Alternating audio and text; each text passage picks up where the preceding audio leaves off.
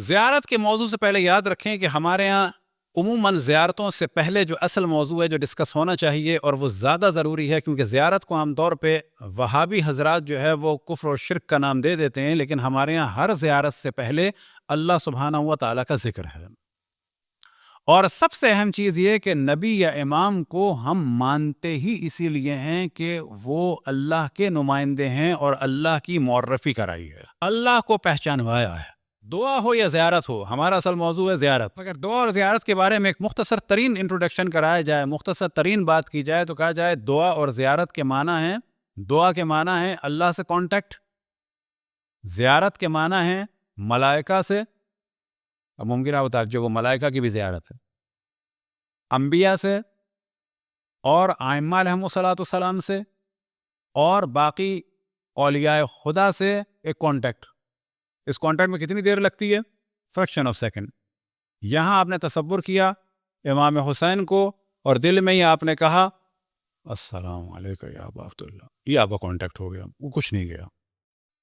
ہمارا سلام جیسا بھی ہو، ظاہر ہے ہم پرفیکٹ نہیں ہیں، لیکن وہاں سے جو جواب آئے گا یہ ہم پر واجب نہیں ہے، یا السلام علیکم یا ابا عبداللہ، یا امام حسین آپ پر سلام ہو، یا او حسین سلام آن یو، یہ خود ایک زیارت ہے، یہ واجب نہیں ہے، کسی کام کے نہیں، ہمارے سلام کی کوئی حیثیت نہیں، نہ یہ واجب، لیکن امام حسین پر جواب دینا واجب ہے، ان پر جواب دینا واجب ہے، اور ان کا یہ جواب ہم پر ایک نورانیت طاری کرے گا۔ اب یہ اور بات ہے کہ اس نورانیت کو کتنی دیر کے لیے ہم آبزرو کرتے ہیں اور کس وقت ہم ضائع کر دیتے ہیں، یہ ڈیپینڈ کرتا ہے کہ وہاں سے پورا ایک نور کا طوفان آ رہا ہے، لیکن ہمارے پاس جو ظرف ہے یعنی جو برتن ہے وہ ہے کتنا بڑا۔ آپ ایک بہت بڑے حوض میں بارش کا پانی جمع کریں اور ایک چھوٹے سے پیالے میں لے کے ایسے جمع کریں، تیز بارش بھی ہو رہی ہو تو اس سے آپ کی پیاس نہیں بجھ سکتی، بہت شدید بارش میں بھی اگر اس میں آپ ایسے جمع کریں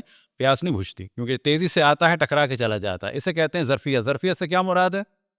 ہم میں صلاحیت ہی نہیں تھی، بارش ہوئی مٹی میں وہ زرخیز ہو گئی، بارش ہوئی چٹان پر وہ زرخیز تو کیا ہوتی، وہ جو تھوڑی بہت گرد تھی کہ شاید کچھ اگ جاتا وہ بھی بہہ گیا۔ یعنی اگر چٹان پہ گرد جمع ہوتی چلی جائے ہوتی چلی جائے ہوتی چلی جائے، پھر وہاں پر ایک آپ بیج ڈال دیں تو وہ بیج اس گرد کو پکڑ لے گا، پھر اس کے بعد ہلکے ہلکے ہلکے ہلکے اور اس میں گرد پڑتی چلی جائے گی، پھر آپ دیکھیں گے چٹان میں ایک پودا لگ گیا۔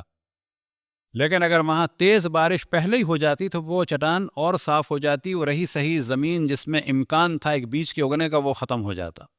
پس وہ جو چٹان ہے وہ بارش ہو رہی ہے، یہاں ہم جو ہے وہ اثر ہی نہیں لے رہے۔ وہ جو برتن ہے ہمارا اتنا مختصر ہے، وہاں سے جواب آتا ہے، یہاں سے جو ہے وہ سب سوراخ میں سے نکل جاتا ہے، چھلنی لے کے بیٹھے ہم، بارش آئی اور چلی گئی۔ تو یاد رکھیں کہ وہاں سے تو آ رہا ہے، سارا پرابلم جو ہے وہ ہماری جانب سے ہے۔ اسی طریقے سے ذہن میں رکھیں، پہلی ہم ابتدا ہم کرتے ہیں دعا سے۔ دعا کے بارے میں یاد رکھیں دعا کیا چیز ہے؟ اللہ سبحانہ و تعالیٰ سے کانٹیکٹ۔ لیکن یاد رکھیں جب ہم کہتے ہیں کہ امام زمان سے ہم نے اس وقت کانٹیکٹ کیا، مثال کے طور پہ ہم نے اردو میں کہا امام زمان آپ پہ سلام ہو، السلام علیکم یا صاحب الزمان، عربی میں کہہ دیا مثلا، تو یہ کانٹیکٹ ہو گیا، وہاں سے جواب بھی آ رہا ہے۔ لیکن ہاں اس کانٹیکٹ کی قطعاً وہ مراد نہیں ہے کہ ہماری ان سے ملاقات ہوتی ہے، ہم ان سے مسائل پوچھتے ہیں، وہ ہمیں سکھاتے ہیں، نہ۔ یہ اگر کوئی دعویٰ کرتا ہے تو یہ مذمت والا ہے۔ وہ کبھی کبھی ملاقات ہو جاتی ہے، وہ بالکل الگ ٹاپک ہے، یہ تو علماء کی ملاقات ہوئی ہے کبھی کبھی، یہ نہیں کہ جب ہوتا ہے بات کی وہ آ گئے بتا دیا، پھر کوئی عالم کہہ کہ یہ جو میں کہہ رہا ہوں مجھے امام نے کہا ہے، اس کی اجازت نہیں ہے۔ اتفاق سے کہیں ملاقات ہو گئی، اتفاق سے کہیں دیدار ہو گیا، دیدار کے وقت بھی نہ پہچانے، وہ موضوع ہم ڈسکس نہیں کر رہے ہیں۔ کانٹیکٹ سے مراد ہمارا روحانی کانٹیکٹ، کہ یہاں ہم نے کہا یا اللہ، یہ ہمارا کانٹیکٹ ہو گیا، یا ہم نے کہا یا رسول اللہ، یہ ہمارا کانٹیکٹ ہو گیا، السلام علیکم یا نبی اللہ، یہ ہمارا کانٹیکٹ ہو گیا۔ اس کانٹیکٹ کی بات ہو رہی ہے۔ سب سے پہلے ذہن میں رکھیں کہ اللہ سبحانہ و تعالیٰ رحمان و رحیم ہے۔